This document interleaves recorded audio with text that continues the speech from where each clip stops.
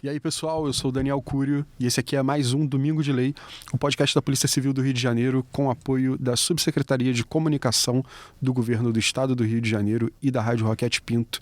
E nessa semana a gente vai conversar sobre a Delegacia da Criança e do Adolescente Vítima, a DECAV. E para isso a gente conta aqui com a presença do titular da DECAV, o delegado Marcelo Braga Maia. Boa tarde, doutor. Boa tarde, Daniel. O Domingo de Lei é gravado no estúdio da Biblioteca Parque da Secretaria de Cultura e Economia Criativa do Estado do Rio de Janeiro. O operador de gravação de áudio é o Fábio Aquino, a edição de áudio é de Daniel Cúrio e a edição de vídeo de Gabriel Haas. Doutor, para a gente começar, o senhor pode contar um pouquinho da sua trajetória na polícia até chegar na DECAV? Bom, então, entrei na polícia em 2001, concurso de 2001, a gente tomou posse em 2002, com 20 anos como delegado. Passei por diversas delegacias no interior, quase todas as regiões, Noroeste Fluminense, Sul Fluminense, região metropolitana, Itaboraí, São Gonçalo, região dos Lagos, Cabo Frio. Especializado, eu trabalhei na Delegacia do Idoso, na DRFA, na própria DECAV, entre 2012 e 2014. Saí por um tempo para ser presidente do DETRAN, fui vice-presidente do DETRAN 6 meses, depois presidente por mais 6. Aí retornei como diretor de polícia diária da região serrana, 7º DPA. E depois fui também diretor do 4º DPA, né, aquela região que vai de Niterói a Búzios. E depois fui para a DECAV novamente, onde me encontro hoje, né? Para a gente entender um pouquinho, qual é a atribuição da DECAV? A DECAV, ela investiga crimes em que criança e adolescente sejam vítimas, né? É diferente da DPCA. A DPCA, ela faz a investigação de atos infracionais em que adolescentes são infratores, né? São os infratores. Na DECAV não, na DECAV a gente prioriza as crianças e adolescentes vítimas, né? Eles são os que devem ser protegidos pela delegacia. Uhum. E se a gente fizer uma análise assim, quais são os tipos de crimes mais comuns dentro da investigação de vocês? Quais são as principais ameaças para as crianças e adolescentes do nosso estado? Hoje, o que está bastante em voga por conta da internet é a pedofilia, né? Infanto-juvenil, e também o estupro de vulneráveis. São os principais crimes e mais graves que a gente vê lá na especializada. Em muitos desses casos também o autor está dentro da própria casa da vítima, né? Principalmente no estupro de vulnerável, cerca de 90% ocorre ou com uma pessoa da família ou com um conhecido da família, né? Uma vez que essa criança, né, a vítima, é levada por algum familiar para a delegacia, que relata o que aconteceu, como é que é feito o atendimento, né? A gente sabe que tem esse atendimento especializado, tem um cuidado maior com a criança. Quais são as características desse atendimento? A DECAV, ela tem um atendimento bem humanizado. Geralmente, os responsáveis, quando vão noticiar um crime, né, em que seu filho, né, a pessoa, a criança ou adolescente esteja sob sua responsabilidade, sofreu um crime, geralmente eles vão sozinhos, inicialmente, né, e a gente analisa a situação, o fato que eles estão apresentando, fazemos o registro de ocorrência e agendamos para que ele traga a vítima para que seja ouvido no setor de depoimento especial da delegacia. Esse setor é como se fosse a alma da delegacia, né? A delegacia existe principalmente por conta disso, né? Onde a criança é submetida a um depoimento especializado, né, por policiais que são capacitados, plenamente capacitados, com várias técnicas de entrevista investigativa, deixando a vítima, criança e adolescente, completamente tranquila, né? Fazendo inicialmente uma fase que se chama rapport, em que o policial conversa com a vítima antes sobre fatos neutros, futebol, né, jogo de computador, internet, PlayStation. Vai tornando um clima ali mais agradável. Um clima, né? mais agradável, vai pegando confiança da criança, né? E vai explicando também, ao mesmo tempo, como que será feita a entrevista, né? E o relato é completamente livre, né? As perguntas, quando são feitas, são perguntas abertas, nada direcionado, sugestionado. A criança e o adolescente têm completa liberdade para falar o que aconteceu, né? Os policiais, com as técnicas de entrevista, conseguem fazer com que a vítima volte naquele dia fatídico, né, que aconteceu aquilo, com aquela violência sexual, se for um estupro de vulnerável, né? Pergunta sobre o lugar, como é que, para a pessoa pensar, né, para a criança pensar no lugar, como era o lugar, quem estava presente, se ela sentiu algum cheiro, sentiu algum toque. Então, o policial vai fazendo com que a vítima retorne àquele local, né? E comece a falar completamente o que aconteceu. E essa entrevista investigativa, ela é gravada, filmada, né?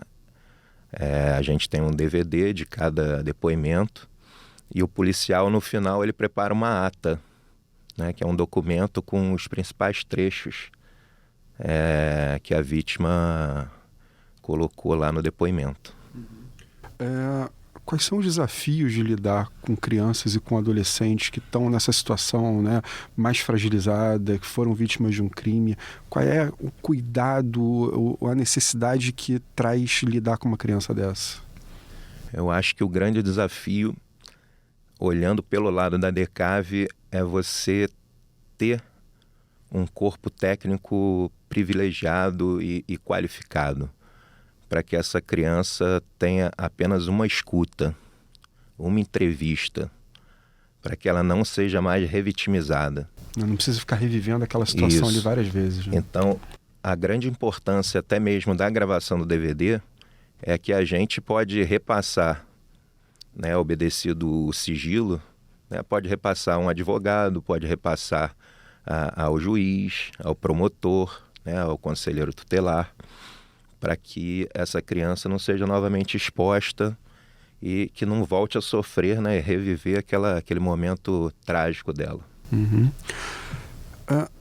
Uma família que começa ali a perceber uma coisa diferente na criança, vai levar ela na delegacia. Quais são esses sinais? O que desperta normalmente para a família quando ela não sabe de fato que o crime está acontecendo, de que pode estar acontecendo alguma coisa com a criança? A principal coisa é a alteração de comportamento da criança. Uma coisa que a criança e o adolescente fazia com uma certa tranquilidade, de uma hora para outra não quer fazer, chora, fica pelos cantos, né? Perde aquela alegria, começa a ir mal na escola. Então, são sinais que os pais, ao perceberem, têm que conversar com seus filhos, né? De forma completamente aberta. O que é muito importante também é que assim que a vítima tem a coragem, né, de contar o que realmente aconteceu, os responsáveis, o pai, quem quer que seja, o pai, mãe, avô, né, tia, dê crédito ao que a criança e o adolescente falar, né, acreditem nela, porque até pode ser que ela tenha contado apenas uma pequena coisa que aconteceu, mas que por trás o fato é muito mais grave, né? Então, acho que o principal é isso, é a alteração de comportamento e os pais terem essa sensibilidade. Eu vou criar aqui um cenário totalmente hipotético. A gente falou, né, de estupro de vulnerável. Vamos dizer que um adolescente, por exemplo, ele esteja assistindo isso aqui, ele entenda que ele é vítima de um estupro de vulnerável e isso pode estar sendo cometido pelo pai, pelo padrasto, ele fica receoso de contar isso para a mãe e a mãe achar que está inventando, né? Que a mãe acabar ficando contra ele por algum motivo. Esse menor, ele pode ir sozinho à delegacia, ele pode procurar a delegacia diretamente, ou o que ele deve fazer antes? Ele pode procurar a DECAV sozinho, não precisa, nesse momento, de qualquer responsável. O que ele pode também, se ele tiver acesso à internet, mandar um e-mail para a DECAV, que é decave.operações sem o cedilha e o tio, @gmail.com. Né? A gente responde na mesma hora. Se ele precisar que a gente busque ele em algum local, a gente providencia isso também. Eles podem procurar também o Conselho Tutelar, que a gente é muito requisitado também pelos conselheiros do Rio de Janeiro todo, né? Que levam os casos lá pra gente. Acho que basicamente é isso. Além do Conselho Tutelar, quem mais é parceiro de vocês nesse trabalho? A Defensoria Pública, os CREAs, os diretores de escola, e principalmente o Conselho Tutelar mesmo. Uhum. Como é que as famílias podem ser parceiras da DECAV, né? Se alguém tiver uma informação que possa ajudar a DECAV de alguma maneira, como é que deve proceder? Qualquer informação eu peço que mande esse e-mail para a gente. A gente prefere por e-mail, que fica melhor guardado isso, né? Mais sigiloso, com fotos, se puder também. Eu repito, decave.operações sem cedilha e o tio @gmail.com. Ou nos procurar lá pessoalmente, através de petição, a forma que ele entender melhor, né? Uhum. E o crime, ele pode ser comunicado mesmo se a pessoa não tiver uma relação direta com a vítima, uma pessoa que saiba que está acontecendo uma situação na casa do vizinho, ela pode procurar a delegacia também? Sim, até porque o crime, principalmente esse que a gente está comentando, que é estupro de vulnerável, é um crime de ação penal pública incondicionada. Então, qualquer pessoa pode, ao tomar conhecimento, levar às autoridades. E para quem quiser procurar a delegacia diretamente, onde é que está localizada a DECAV? Está na Rua do Lavradio, lá na Lapa, né? Fica o prédio dos menores, né? Que fica a DPCA, a DECAV e agora a DECRAD também, né? Uhum. E por que procurar a DECAV e não uma delegacia distrital, aquela delegacia que está mais perto da pessoa? Acho que o principal motivo foi o que eu falei.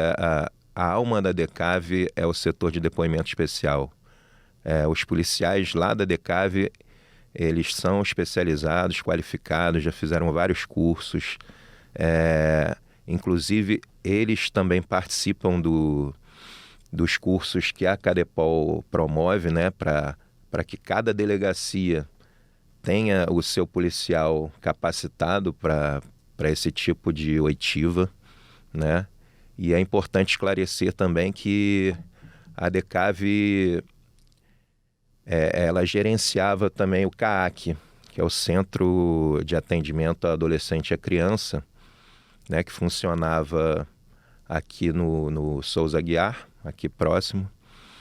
E ali era um centro multidisciplinar, onde a gente tinha a sala do registro de ocorrência, a sala do depoimento especial.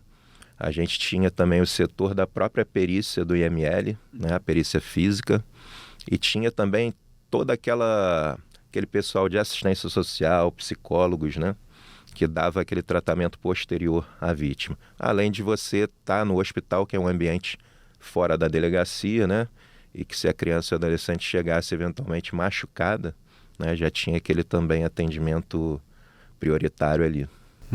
Tá ótimo. Esse aqui foi mais um Domingo de Lei, o podcast da Polícia Civil do Rio de Janeiro.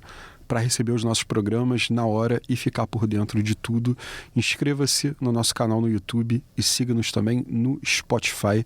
Quero agradecer ao delegado Marcelo Braga Maia. Muito obrigado, doutor, pela participação aqui.